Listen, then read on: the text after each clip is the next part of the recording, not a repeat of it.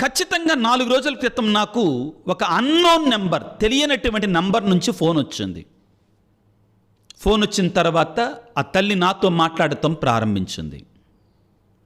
అయ్యా, ఒక 5-6 సంవత్సరాల నుంచి మా జీవితం అంతా అతలాకుతలం అయిపోయింది.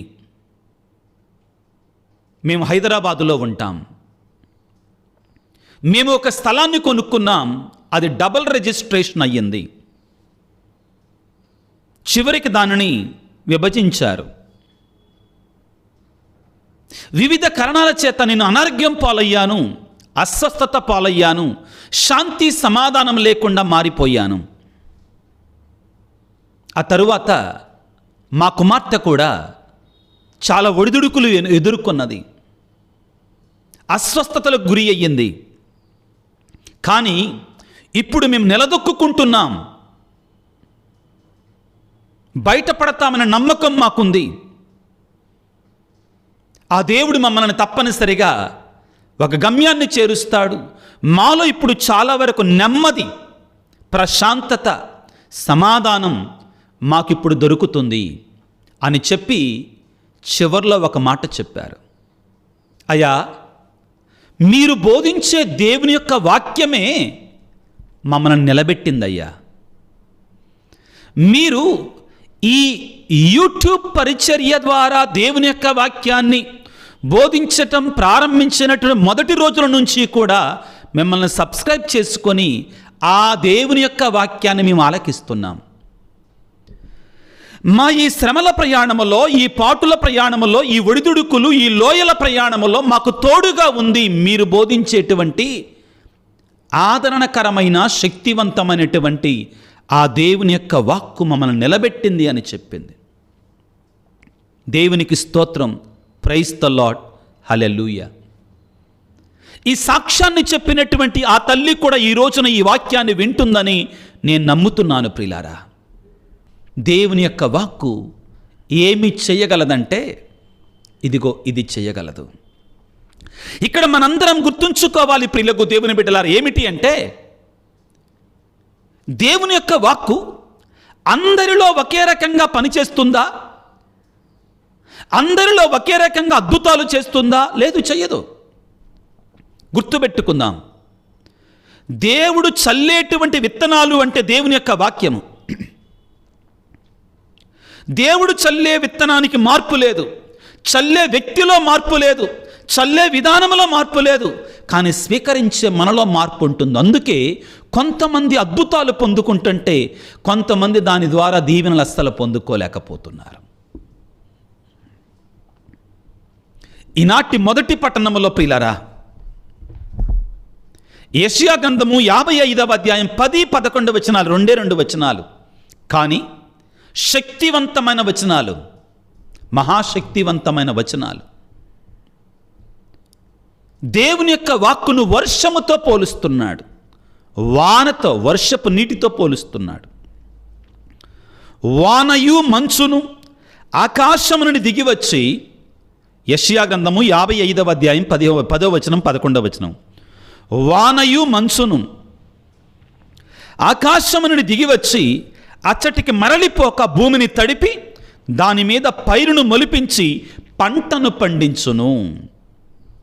వర్షం పడగానే మనకు మొక్క కనపడదు, వర్షం పడగానే మనకు పంట కనపడదు, వర్షం కనపడగానే మనం కోసుకోలేం పంటని. సమయం పడుతుంది, కానీ వర్షము తప్పనిసరిగా మొక్కను మొలిపిస్తుంది, మొక్కను జీవింపచేస్తుంది, మొక్కను ఫలింపచేస్తుంది, ఆ ఫలాలు మనకు అందిస్తుంది. ఇది వర్షపు నీటికి ఉన్న శక్తి.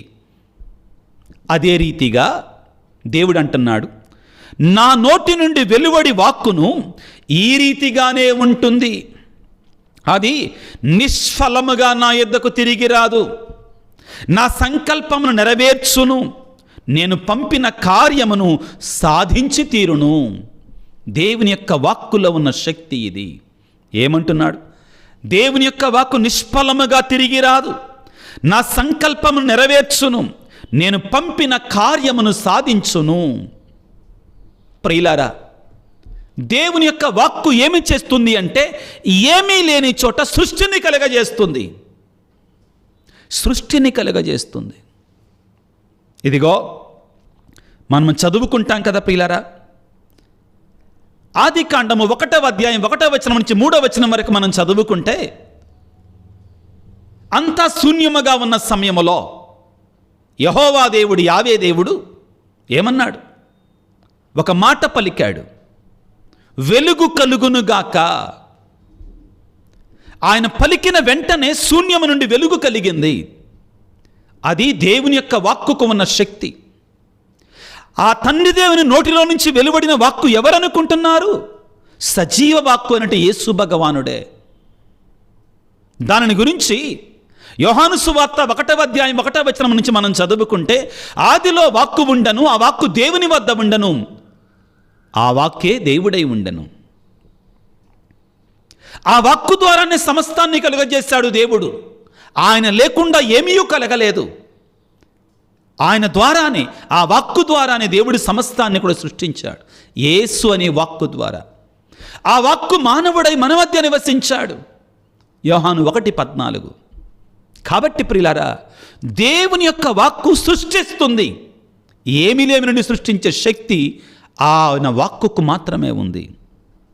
రెండవది, దేవుని యొక్క వాక్కు జీవాన్ని ఇస్తుంది, నిత్య జీవాన్ని ఇస్తుంది. గుర్తుపెట్టుకో, జీవాన్ని, నిత్య జీవాన్ని ఇస్తుంది. యేసయ్య జీవితంలో 3 వ్యక్తులు మరణించినటువంటి వారిని జీవముతో లేపటాన్ని మనం చూస్తాం. తన నోటి మాట ద్వారా, జస్ట్ త్రూ హిస్ వర్డ్, ఆ వాక్కు ద్వారా. ప్రియులారా, నాయును వితంతువు కుమారుడు అప్పుడే చనిపోతే సమాధి దొడ్డికి వెళుతుంటే, చిన్నవాడా లే అన్నాడు, లేచి కూర్చున్నాడు. యాయిరు కుమార్తె పిల్ల మరణించినటువంటి ఆ అమ్మాయి పడక మీద ఉంటే, తల్లి తాక్కుమి అన్నాడు, లేచి కూర్చుంది. మరణించిన లాజరుతోటి యోహాను సువార్త 11వ అధ్యాయం 43వ వచనములో, లాజరు బయటికి రా అనగానే ఆ వాక్కు శబ్దం మరణించిన లాజరులో ప్రవేశించి జీవాన్ని పోసింది. అవును ప్రియులారా, కాబట్టే కీర్తనాకారుడైనటువంటి దావీదు ప్రియులారా, ఈ దేవుని యొక్క వాక్కులో ఉన్న శక్తిని గురించి ఇదిగో ఈ విధంగా మాట్లాడుతున్నాడు. మనందరము కూడా ప్రియులారా, దేవుని యొక్క వాక్యాన్ని, దేవుడిచ్చిన శక్తివంతమైన వాక్యాన్ని నేను ఎంతవరకు సద్వినియోగం చేసుకుంటున్నాను, ఎంతవరకు నేను వింటున్నాను, ఆలకిస్తున్నాను. ఎంత చక్కటి మాట. 119వ కీర్తన 49, 50 వచనాలలో దేవుని యొక్క వాక్కుకు ఉన్న శక్తిని గురించి మనం తెలుసుకుంటాం. ఈ దాసునికి నీవు దయచేసినటువంటి వాగ్దానమును జ్ఞప్తికి తెచ్చుకొనము, అది నాకు ఆశను కల్పించును అన్న తర్వాత, దేవా నీ వాగ్దానము నాకు జీవమును వసగును. ఏమిస్తుందంటండి? జీవాన్ని ఇస్తుంది. అది నా బాధలలో కూడా నాకు ఓదార్పును, నెమ్మదిని వసగును. పాట పాడుకుంటాం కదా, నీ వాక్యమే నన్ను బ్రతికించెను, బాధలలో నెమ్మదినిచ్చెను. దేవా నీ వాక్యము నాకు జీవమునొసగెను. వాక్యం ఇచ్చిందట, జీవాన్ని ఇచ్చిందట. అది నాకు బాధలలో నెమ్మదిని, ఓదార్పును నేర్పించింది. ప్రియ దేవుని బిడ్డ, నీ ఒకవేళ వేదనలో ఉన్నావా, బాధలలో ఉన్నావా, ఇదిగో గుర్తుపెట్టుకో, ఆ వాక్యాన్ని, ఆ యేసయ్య వాక్యాన్ని నీ దగ్గర ఉంచుకో. ఒక రోజులో నిన్ను మళ్ళీ మార్పు తీసుకురాకపోవచ్చుగాక, కానీ నువ్వు ప్రతిరోజు చదవగలిగితే నీలో తప్పనిసరిగా అద్భుతం జరుగుతుంది. వాక్కు జీవాన్ని ఇస్తుంది, లాజరును లేపినట్లుగా. కాబట్టి యోహాను సువార్త 6వ అధ్యాయము 68వ వచనములో శిష్యులను చూచి ప్రభు అడిగారు, మీరు కూడా వెళ్ళిపోతారా? చాలామంది వెళ్ళిపోయారు, నన్ను విడిచి వెళ్ళిపోతారా? పేతురు అంటారు యోహాను 6:68లో, ప్రభువా మేము ఎవరి యొద్దకు పోయేదమయ్యా? నీ వద్ద కలవు నిత్య జీవపు మాటలు. యేసయ్యా నీ వద్దే ఉన్నాయని నిత్య జీవపు మాటలు, నిన్ను కాకుండా మేము ఎక్కడికి పోగలమయ్యా? నీవు నేను గుర్తిస్తున్నామా ఈ బైబిల్ గ్రంథం దేవుని యొక్క నిత్య జీవపు మాటలు కలిగినటువంటి మహాశక్తివంతమైనటువంటి మాటలు అని? జీవాన్ని ఇస్తుంది. మూడవది, దేవుని యొక్క వాక్కు స్వస్థతనిస్తుంది. అది మానసికమైన రుగ్మతల నుండి, రోగాల నుండి, ఈ శారీరకమైన రోగాల నుంచి, ఆత్మీయమైన రోగాల నుంచి కూడా స్వస్థతనిస్తుంది దేవుని యొక్క వాక్కు. ఇదిగో ఎఫెసీ పత్రిక, క్షమించండి, మత్తయి శుభవార్త 8వ అధ్యాయం 8వ వచనములో, మత్తయి శుభవార్త 8:8లో ఆ శతాధిపతి వచ్చి యేసు ప్రభువుతో ఏమన్నాడండి? ఒక్కసారి జ్ఞాపకం చేసుకోండి. దేవా, ప్రభువా, నీ ఒక్క మాట పలికితే చాలయ్యా, నా సేవకుడు స్వస్థత పొందుతాడు. విశ్వసించాడు, నమ్మాడు. అయ్యా, నా సేవకుడు అనారోగ్యంతో బాధపడుతున్నాడయ్యా అని ఒక శతాధిపతి అడిగితే, నీ ఇంటికి వస్తాపా అని. అయ్యా, నేను అర్హుణ్ణి కాదయ్యా అని పలికి, అయ్యా నీ మాటలో జీవం ఉందయ్యా, నీ మాటలో శక్తి ఉందయ్యా, నువ్వు మాట్లాడితే చాలు నా సేవకుడు స్వస్థత పొందుతాడు, నీ ఒక్క మాట పలికితే చాలు నా సేవకుడు స్వస్థత పొందుతాడు. ఎంత గొప్ప మాట అండి! ఇది కదా దేవుని యొక్క వాక్కులో ఉన్న శక్తి. ఇది కదా నీవు నేను గ్రహించవలసిన విషయం ప్రియులారా. దేవుని యొక్క వాక్కు స్వస్థతనిస్తుంది. వెళ్ళు, నీ సేవకుడు స్వస్థత పొందుతాడనగానే మార్గమధ్యములోనే సేవకులు వచ్చి, అయ్యా నీ సేవకుడు స్వస్థత పొందాడు. ఎప్పుడు? యేసు ప్రభు ఎప్పుడైతే ఆ మాట పలికాడో అదే క్షణమున అతను కూడా స్వస్థత పొందినట్లుగా బేరీజు వేసుకున్నాడు. ప్రియ దేవుని బిడ్డ, ఆయన వాక్యాన్ని నమ్ము, విశ్వసించు. దేవుని యొక్క వాక్కు ప్రియులారా సైతాను శక్తులను పారద్రోలుతుంది. అనమాకు పద్దాకులు, నాకేదో అయింది, నాకేదో చేశారు, నాకేదో కీడు జరిగింది. బట్ నీ దగ్గర ఉన్న ఆయుధాన్ని బయటిది, దేవుని యొక్క వాక్కు అనే ఆయుధాన్ని బయటిది, దాన్ని చదువు, ధ్యానం చేయి, పారిపోతాడు సైతానుడు. ఎఫెసీ పత్రిక 6వ అధ్యాయం 17వ వచనము, ప్రియులారా, సాతానుపై పోరాటంలో మన శక్తి మనకు సరిపోదో, మన బలం మనకు సరిపోదో, దేవుని యొక్క వాక్కు అనే ఖడ్గముతో మనము సాతాను మీద పోరాటం చేయాలంటున్నాడు. దేవుని యొక్క వాక్యమని ఆత్మవశిగే ఖడ్గమును ధరించి సైతాను యొక్క టక్కరి జిత్తులను మనం ఓడించాలి. యేసుప్రభు జీవితం అంతా మనం అదే చూసేది. వాక్కుతోనే నిలబెట్టాడు సాతానుని. మత్తయి శుభవార్త 4వ అధ్యాయం 1వ వచనం నుంచి మనం చదువుకుంటే ప్రియులారా, సాతానుడు యేసయ్యను ఎడారిలో శోధించినప్పుడు దేవుని యొక్క వాక్కుతోటే ఎదిరించాడు. సాతానుడు తోక ముడిచి పారిపోయాడు. నీవు కూడా దేవుని యొక్క వాక్యాన్ని చదువుతూ ఉంటే నీకేదైనా శోధనలు వచ్చినాయి అనుకో, నీ జీవితంలో నీ వాక్యం నిన్ను బలపరుస్తుంది. యేసుప్రభు తన వాక్కుతో సైతాను పట్టినటువంటి వారికి విడుదలనిచ్చాడు. అది మనను పరిశుద్ధంగా ఉంచుతుంది దేవుని యొక్క వాక్కు. నమ్మండి బిడ్డలారా, మనలో చాలామంది, అయ్యా నేను పాపాన్ని విడిచిపెట్టలేకపోతున్నా, నాలో ఉన్న చెడు ఒక చిన్న పాపమే చేస్తున్నా, కానీ మళ్ళీ అదే పాపంలో పడుతున్నా, నా వల్ల కాటల్లా. నువ్వు ఒక పని చెయ్యి, విడవకుండా ప్రతిరోజు దేవుని యొక్క వాక్యాన్ని చదువుతూ ఉండు. ఆ వాక్యం నిన్ను పరిశుద్ధంగా మారుస్తుంది. It will make you holy. The word of God will make you holy. It will transform you. It will give you the spiritual energy. అది మార్చివేస్తుందండి నిన్ను దేవుని యొక్క వాక్కు. నమ్మండి ప్రియులకు దేవుని బిడ్డలారా. యోహాను సువార్త 15వ అధ్యాయము 3వ వచనములో, నేను చెప్పినటువంటి వాక్యము వలన మీరు పవిత్రులైతరి, ప్రభు అంటున్నాడు. నా మాటల వలన మీరు పరిశుద్ధంగా మారారు. నేను చెప్పిన మాటలు మీరు విని ఆ వాక్కు మీ చెవిలోనికి వెళ్ళటం ద్వారా మీరు పవిత్రులైపోయారు. అలనాడు ప్రియులారా, మరియ తల్లి యేసు ప్రభుని తన గర్భములో మోసుకుంటూ ఎలిజబెత్తమ్మ దగ్గరికి వచ్చి వందన వచనం పలకగానే గర్భములో ఉన్నట్టు బాప్తిస్మ యోహాను గారు తల్లి అయినట్టు ఎలిజబెత్తమ్మ ఆ గర్భములో ఉన్నట్టు శిశువు ఏ విధంగా ఆనందంతో గంతులు వేశాడో, నీవు నేను కూడా దేవుని యొక్క వాక్యాన్ని ఆలకించినప్పుడు, వినండి పిల్లారా, అద్భుత రీతిగా పవిత్రంగా మారతాం. వాక్కు మనల్ని పవిత్రంగా మారుస్తుంది బిడ్డలారా. నమ్ముదాం, వాక్కు ఎప్పటికీ నిలిచిపోతుందండి. దేవుని యొక్క వాక్కులో మార్పు లేదో. ఎవరో కొంతమంది వచ్చి దానిలో ఉన్న 7 పుస్తకాలు తీసేసినంత మాత్రాన తరిగిపోదు దేవుని యొక్క వాక్కు. దేవుని యొక్క వాక్కు నిన్న నేడు రేపు ఏకరీతిగా ఉంటుంది. యెషయా ప్రవక్త ద్వారా దేవుడు ఎంత చక్కగా చెప్పాడండి దేవుని యొక్క వాక్కు యొక్క నిత్యత్వాన్ని గురించి, దేవుని యొక్క వాక్కు గురించి యొక్క నిత్యత్వాన్ని గురించి, శాశ్వతత్వాన్ని గురించి ఏమని పలుకుతాడండి?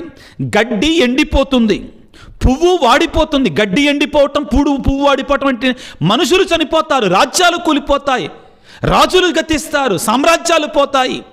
గడ్డి ఎండిపోవును, పువ్వు వాడిపోవును, కానీ దేవుని యొక్క వాక్కు మాత్రము శాశ్వతంగా నిలుస్తుంది. ఆ వాక్కుకు తిరుగులేదు ప్రియులకు దేవుని బిడ్డలారా. వాక్కు ఏం చేస్తుంది అంటే, ఈ రోజున మీకు ఒక్క 6 మాత్రమే మీకు చెప్పాను పిల్లారా. దేవుని యొక్క వాక్కులో ఉన్న శక్తి. దేవుని యొక్క వాక్కు ఏమీ లేమి నుండి సృష్టిని కలగజేస్తుంది. దేవుని యొక్క వాక్కు జీవాన్ని, నిత్య జీవితాన్ని ఇస్తుంది. దేవుని యొక్క వాక్కు స్వస్థతనిస్తుంది. శారీరక, మానసిక, ఆత్మీయ వ్యాధులు, రోగాల నుండి స్వస్థతనిస్తుంది. దేవుని యొక్క వాక్కు చెడుని, సైతానును పారద్రోలుతుంది. దేవుని యొక్క వాక్కు ప్రియులారా అపవిత్రంగా ఉన్నటువంటి వారిని కూడా పవిత్రులుగా మార్చివేస్తుంది. దేవుని యొక్క వాక్కు శాశ్వతంగా నిలిచిపోతుంది. సకలం గతించినా కానీ దేవుని యొక్క వాక్కుకు అంతం లేదు. ప్రియులారా, దేవుని యొక్క వాక్కులో ఉన్న శక్తిని మనం చూడాలి అంటే లూకాసు వార్త 5వ అధ్యాయం 1 నుంచి 11 వచనాలు, లూకాసు వార్త 5వ అధ్యాయం 1 నుంచి 11 వచనాలలో పేతురు గారు ఒక మాట అంటారు. అయ్యా, మేము రాత్రి అంతయు శ్రమించుతుమి, కానీ ప్రయోజనం లేదు. కానీ నీ మాట మీద నేను వల వేస్తాను. ఏమన్నాడండి? నీ మాట మీద గౌరవంతో నీ మాట మీద నేను వలను వేస్తాను. లూకాసు వార్త 5వ అధ్యాయం 1వ వచనం నుంచి చదవండి. పేతురు యొక్క పిలుపు. వల వేయగానే వల చిరుగునన్ని చేపలు పడ్డాయి. ఎక్కడి నుంచి వచ్చింది? దేవుని యొక్క వాక్కులో ఉన్న శక్తి అది. దేవుని యొక్క వాక్కులో ఉన్న మహిమది. నీ జీవితంలో కూడా ప్రియ దేవుని బిడ్డ, నీవు కూడా కార్యాన్ని చేయాలనుకుంటున్నావు, సఫలం కాలేకపోతున్నావా? పనిని ప్రారంభిస్తున్నా, విజయాన్ని పొందలేకపోతున్నావా? దేవుని యొక్క వాక్కును చదువుకో, దేవుని యొక్క వాక్కు మీద ఆధారపడు. ఇదిగో జక్కయ్య జీవితంలో పిల్లరా, అప్పటి వరకు నేను పొందుకోవాలని అన్నాడు. అశాంతితో, అలజడితో బ్రతికాడు. శాంతి లేదు, సమాధానం లేదు. కానీ ఒక్కసారి యేసయ్య ఆయన ఇంటికి వచ్చి అతనితో మాట్లాడగానే ఇప్పటి వరకు పొందుకునేవాడు ఇప్పటి నుంచి ఇచ్చేవాడుగా మారాడు. పరిపూర్ణమైన మార్పు జరిగింది జక్కయ్యలో. ప్రియులకు దేవుని బిడ్డలారా, పిరికివాడినటి పేతురు ఆత్మను పొందుకొని దేవుని యొక్క వాక్యాన్ని బోధిస్తే ఒకే ఒక ప్రసంగానికి ప్రియ దేవుని బిడ్డలారా ఎంతమంది? 3000 మంది పురుషులు, ఇక మిగిలినటువంటి వాళ్ళు ఎంతమందో మారు మనసు పొందారు. ఈరోజు ప్రభు అంటున్నాడు ప్రియులారా, ఏమంటున్నాడు? నా నోటి నుండి వెలువడి వాక్కును ఈ రీతిగానే ఉండును. యెషయా గ్రంథము 55వ అధ్యాయం 11వ వచనం, నా నోటి నుండి వెలువడి వాక్కును ఈ రీతిగానే ఉండును. అది నిష్ఫలముగా నా వద్దకు రాదు, ఫలిస్తుంది నా వాక్కు తప్పనిసరిగా. నా సంకల్పమును నెరవేరుస్తుంది, నేను పంపిన కార్యమును సాధించి తీరుతుంది. దేవుని యొక్క వాక్కులో ఉన్నటువంటి మహత్తరమైన శక్తి ఇది ప్రియులకు దేవుని బిడ్డలారా. అయ్యో, ఇంత గొప్ప వాక్యాన్ని ప్రియులారా మీరు కోల్పోతున్నారా? పోగొట్టుకుంటున్నారా? 30దంతలుగా 60దంతలుగా ఫలించవలసిన 100ంతలుగా ఫలించవలసిన నీవు ఫలాలు లేకుండా ఉంటున్నావా? దీవెన లేకుండా ఉంటున్నావా? ఆశీర్వాదం లేకుండా ఉంటున్నావా? ఈ రోజైనా మారడానికి ప్రయత్నం చేయి. దేవుని యొక్క వాక్యాన్ని శక్తివంతమైనదిగా ఆనాడు పేతురు గారు ప్రియులారా యోహాను సువార్త 6వ అధ్యాయం 68వ వచనంలో పలికినట్లుగా, ప్రభువా మేము ఎవరి యొద్దకు పోయేదమయ్యా, నీ వద్ద కలనితే జీవపు మాటలు అనే విశ్వాసముతో ఆయన వాక్యాన్ని చేరుకో. ఆయన అద్భుతాన్ని నీ జీవితంలో తప్పనిసరిగా పొందుకుంటావు. తలలు వరి ప్రార్థన చేసుకుందాం. సర్వశక్తిమంతుడా, సర్వోన్నతుడా, ప్రేమామయుడా, ఆది నుండి వాక్కై ఉన్న దేవా, సజీవమును చైతన్యవంతమును రెండంచులు కలిగినటువంటి ఖడ్గము కంటే పదునైనటువంటి వాక్కు రూపములో ఉన్న దేవా నీకు స్తోత్రాలు. కలుగునుగా కాని సృష్టిని కలిగించి లెమ్ము అని మరణించినటువంటి వారిని జీవముతో లేపినటువంటి మహాశక్తివంతమైన వాక్కై ఉన్న దేవా మీకు స్తోత్రాలు. నీ వాక్కు ద్వారా మాతో మాట్లాడినందుకు మీకు స్తోత్రాలు. ఈ వాక్కులో జీవముందని మేము విశ్వసిస్తున్నాము తండ్రి. నా దేవా, నీ వాక్కులో మమ్మల్ని ముంచండి, మమ్మల్ని కడగండి, మమ్మల్ని శుద్ధి చేయండి ప్రభువా. మమ్మల్ని పరిశుద్ధపరచండి. మా జీవితాలలో అనారోగ్యాలు, అస్వస్థతలు, అశాంతి, అలజడి ఉన్నప్పుడు నీ వాక్కుతో మమ్మల్ని శుద్ధి చేయండి, స్వస్థపరచండి. నీ నిజమైన శాంతిని, సమాధానం మాకు ఇవ్వండి. నిరుత్సాహముతో ఉన్నటువంటి వారికి ఉత్సాహాన్ని కలిగించేది నీ యొక్క వాక్యం ప్రభువా. వేదనతో ఉన్నటువంటి వారికి ఆనందాన్ని కలిగించేటువంటిది నీ యొక్క వాక్కు ప్రభువా. అద్భుతాలు, ఆశ్చర్యకార్యాలు చేసేది నీ యొక్క వాక్యం ప్రభువా. నువ్వు ఒక్క మాట పలికితే ప్రభువా సేవకుడు స్వస్థత పొందుకున్నాడు. ఈనాడు ఈ వాక్య పరిచయలో పాల్గొంటున్న ప్రతి బిడ్డను మీరు దీవించండి, ఆశీర్వదించండి. నీ ఆశీర్వాదాలతో నింపండి. అనారోగ్యంతో ఉన్నటువంటి వారిని స్వస్థపరచండి. కుటుంబాలను నిజమైన శాంతిని, సమాధానం దయచేయండి.